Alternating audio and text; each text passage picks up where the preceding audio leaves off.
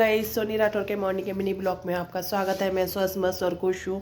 आशा करती हूँ आप भी स्वस्थ मस्त और खुश होंगे। जैसे कि सुबह के बज रहे हैं 11:19 और मेरे कामों का सिलसिला अभी चालू होने वाला है, क्योंकि पूजा वगैरह जैसे मैंने बता ही रखा है कि पूजा हमारी होनी नहीं है अभी। 24 तारीख से पहले 24 तारीख को हवन होगा, तो काम वाम भी मेरे ऐसे ही ढीले ढाले चल रहे हैं। और वैसे तबीयत मेरी खुद की भी ठीक नहीं है, हस्बैंड पूजा करके चले जाते हैं, लेकिन अभी जब पूजा करनी ही नहीं है तो उनसे भी क्या करवानी, तो वही है। तो धीरे धीरे लगे हुए हैं कामों में।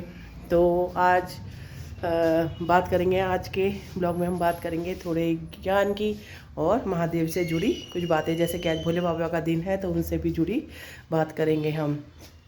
तो जैसे कि ज्ञान की बात तो ये हो गई कि अनुशासन में चलना कठिन तो होता ही है।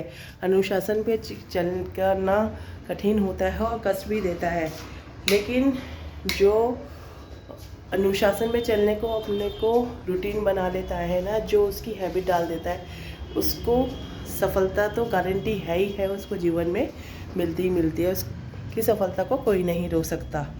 और ये तो हो गई ज्ञान की बात। और जैसे कि महादेव जी का दिन है, तो हमारे भोले बाबा इतने भोले हैं, वो जो उनकी कभी कभी भी भक्ति करता है ना, जो अनजाने में भी उनकी भक्ति कर बैठता है, उसको भी बहुत कुछ दे बैठते हैं। जैसे कि हमने शिवरात्रि की कथा भी हमने सुनी थी। जो शिवरात्रि की कथा है कि कहता है कि शिकारी गया था और शिकारी के उसके ऊपर से बेलपत्र के पत्ते उसके ऊपर शिवलिंग के ऊपर गिर जाते थे और ऐसे वो हो जाता था, तो उसके ऊपर भी उन्होंने बहुत कृपा की थी। ऐसे ही गुड़ नदी नाम का जो एक ब्राह्मण हुआ करता था, जो कि जिसके पिता तो एक पंडित हुआ करते थे, और लेकिन वो बहुत ज़्यादा चोरी चकारी के और शिक्षा का तो उसमें कोई वो नहीं था। उसकी माँ उससे के जो बुरे काम थे उसको छुपा के रखती थी और उसकी शादी भी कर देते हैं, लेकिन वो बिल्कुल सही नहीं रहता, शादी के बाद भी नहीं सुधरता, चोरी चकारी करता रहता है। वो करता है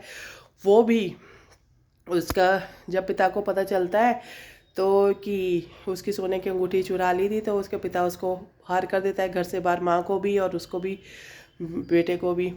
तो बेटा एक दिन बहुत भूख के मारे इधर उधर और दूसरी शादी कर लेता है उसका पिता। भूख के मारे इधर उधर वो हो रहा था, तो वो मंदिर में जाता है, शिव मंदिर के बाहर उस दिन शिव पूजन के लिए एक दंपति आई हुई होती है, जो खूब पूजा पाठ करती है। तो उसको जैसे वो भोग लगा रखती हैं, तो उसको चुराने का वो करता है कि वो, लेकिन उससे पहले वो सोचता है कि कहते कि मंदिर में तो बहुत ही ज़्यादा अंधेरा है, तो वो ना अपने कपड़े फाड़ कर दिए में ही जला लेता है, जिससे कि इससे हो जाता है दीपदान।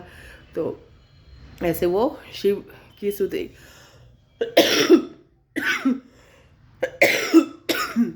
मौसम के साथ साथ ये कफ भी पीछा नहीं छोड़ दी।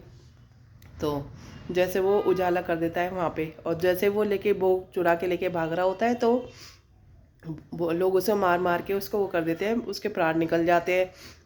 तो प्राण निकल जाते हैं तो कहते हैं कि जब यमदूत उसको लेके आते हैं, तो जो शिव जी के गढ़ होते हैं वो उसको ले जाने देते। कहते हैं इसने चाहे अनजाने में ही शिव की पूजा की हो, लेकिन की है ये शिवलोक ही जाएगा।